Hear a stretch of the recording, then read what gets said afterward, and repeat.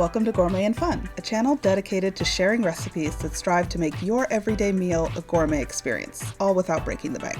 Today's recipe is an American classic, and one of my childhood favorites, meatloaf. For this recipe, you will need the following ingredients: 1.5 pounds of ground beef, 1 cup of breadcrumbs, preferably plain or Italian style, 1 small onion, finely chopped, or 1/4 cup of dried minced onion, 2 tablespoons of garlic, minced, 2 large eggs, 1 tablespoon Worcestershire sauce, 1 teaspoon salt, a 1/2 teaspoon black pepper, a 1/4 teaspoon paprika, 1 beef bouillon cube dissolved in a tablespoon of water, 1 teaspoon of dried thyme, 1 teaspoon of dried oregano leaves, both of these are optional, a tablespoon of dried parsley, a 1/2 cup of ketchup, and some everything bagel seasoning. That one's to taste.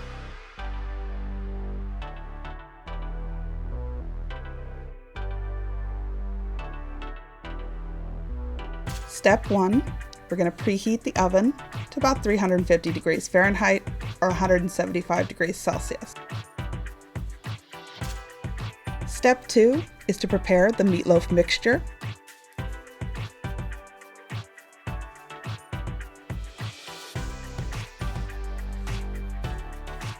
In a large mixing bowl, we're going to combine the ground beef, chopped onion, minced garlic, the Worcestershire sauce, salt, pepper, paprika, thyme, and oregano, the bullion, and parsley. Mix until all the ingredients are well combined.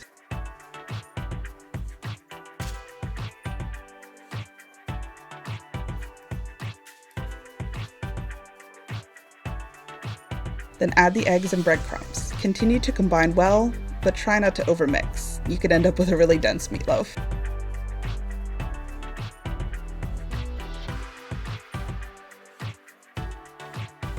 Step 3 is to shape the meatloaf. Transfer the meat mixture to a baking sheet lined with parchment paper or into a loaf pan with a small grated rack or holes in the bottom of it. If you're using a loaf pan, it will help keep the shape, but you can also freeform the loaf on a baking sheet.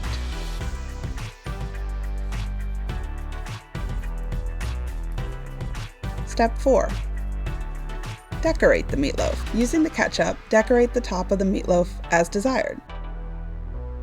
Whether a simple swirl across the top, or you can get really creative over here.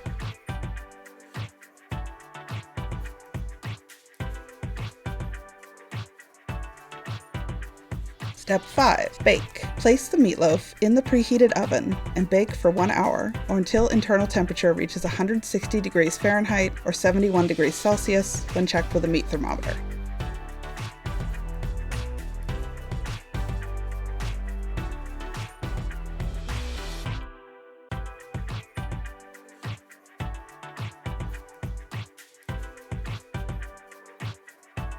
Step 6. Rest. Once baked, let the meatloaf rest for about 10 minutes before slicing. This is going to help the juices redistribute and make the meatloaf solidify and be way easier to cut.